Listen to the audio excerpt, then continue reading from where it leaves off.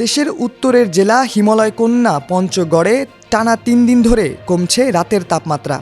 কয়েকদিন ধরে রাতের শুরু থেকে ভোর পর্যন্ত কুয়াশা পড়ছে। কুয়াশার কারণে সন্ধ্যার পর থেকে বেশ ঠান্ডা অনুভব হয়, তবে সূর্য ওঠার পর থেকে কমতে থাকে শীত।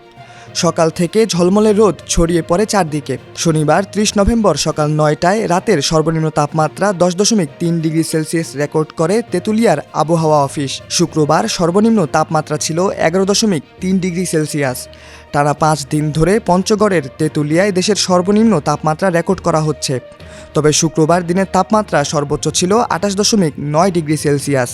এদিকে ঝলমলে রোদে সকাল থেকে বিকেল পর্যন্ত শীতের তেমন দুর্ভোগ নেই, তবে সন্ধ্যার পর থেকে শুরু হয় কনকনে শীত। এর ফলে সকাল সকাল কাজে যোগ দেওয়া দিনমজুর ও কৃষকরা পড়েন দুর্ভোগে। তেঁতুলিয়া আবহাওয়া অফিসের সিনিয়র আবহাওয়া পর্যবেক্ষক জিতেন্দ্রনাথ রায় বলেন, শনিবার সকাল 9টায় রাতের সর্বনিম্ন তাপমাত্রা 10.3 ডিগ্রি সেলসিয়াস রেকর্ড করে তেঁতুলিয়া আবহাওয়া অফিস। শুক্রবার সর্বনিম্ন তাপমাত্রা ছিল 11.3 ডিগ্রি সেলসিয়াস। দিনের তাপমাত্রা রেকর্ড করা হয় 28.9 ডিগ্রি সেলসিয়াস। এদিকে দুদিন ধরে আকাশ পরিষ্কার থাকায় মোহনীয় সৌন্দর্য নিয়ে দৃশ্যমান হয়েছে পৃথিবীর তৃতীয় ও হিমালয়ের দ্বিতীয় পর্বতমালা কাঞ্চনজঙ্ঘা। কাঞ্চনজঙ্ঘা দেখতে ভোরে ভিড় সমাগম হয়েছে শত শত পর্যটকের।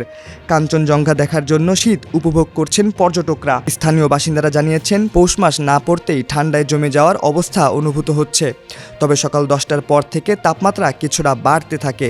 দিনের বেলায় বেশ গরম থাকলেও সন্ধ্যার পর থেকে আবারও উত্তর দিক থেকে ঠান্ডা বাতাস বইতে থাকলে শীতের অনুভূতি আরও তীব্র হতে থাকে। শীতের কাপড় বের করতে হয়েছে। রাত বাড়তে থাকলে শীতও বাড়তে থাকে। বেশ কয়েকজন পর্যটক জানিয়েছেন, কাঞ্চনজঙ্ঘা দারুণভাবে উপভোগ করছি।